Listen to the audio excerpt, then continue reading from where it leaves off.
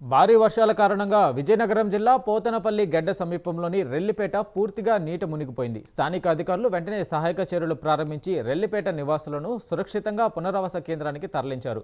భారీ వర్షాల వల్ల ఎస్కోట మండలంలోని గెడ్డలు వాగులు పొంగిపొర్లుతున్నాయి. పరిస్థితిని చక్కబెట్టేందుకు రెవెన్యూ, పోలీస్, గ్రామస్థాయి సిబ్బంది కృషి చేస్తున్నారు.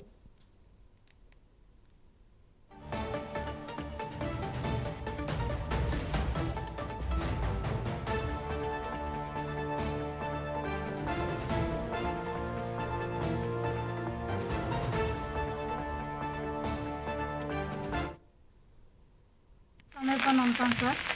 ఇక్కడ గత 50 సంవత్సరాల పైగా ఉంటున్నాం. ఇదే కమ్మలపాకల్లో ఇదే విధంగా వర్షాలు వచ్చేటప్పుడు స్కూల్ దగ్గర తీసుకెళ్తున్నారు. నార్మల్ టైంలో ఇదే పరిస్థితుల్లో ఇక్కడే ఉంటున్నాం. మాకు ఇల్లు అనేది సొంత గృహాలు అనేది లేకుండా ఇబ్బంది పడుతున్నాం. ఇదే కమ్మలపాకలతో పడి ఏడుస్తున్నాం. ఈ గత 50 సంవత్సరాల పైగా ఉంటున్నాం సార్ ఇక్కడే. మాకు ఇప్పటికైనా ఈ ప్రభుత్వమైనా ఏదైనా సొంత గృహాలు కల్పించే విధంగా చూస్తారని కోరుకుంటున్నాం సార్. ఈ తుఫానుకి కాస్త జాగ్రత్తగా ఉండమని, ఇంకా అక్కడికి స్కూల్ దగ్గరికి వచ్చేయమని, అక్కడ జాగ్రత్త అక్కడ చూసుకుంటూ వచ్చేయమని చెప్పారు, తీసుకెళ్ళిపోయారు సార్. మాకు అనేది ప్రతి తుఫాను వచ్చేటప్పుడు ఇదే పరిస్థితి అవుతుంది, ఇదే ఇబ్బంది అవుతుంది.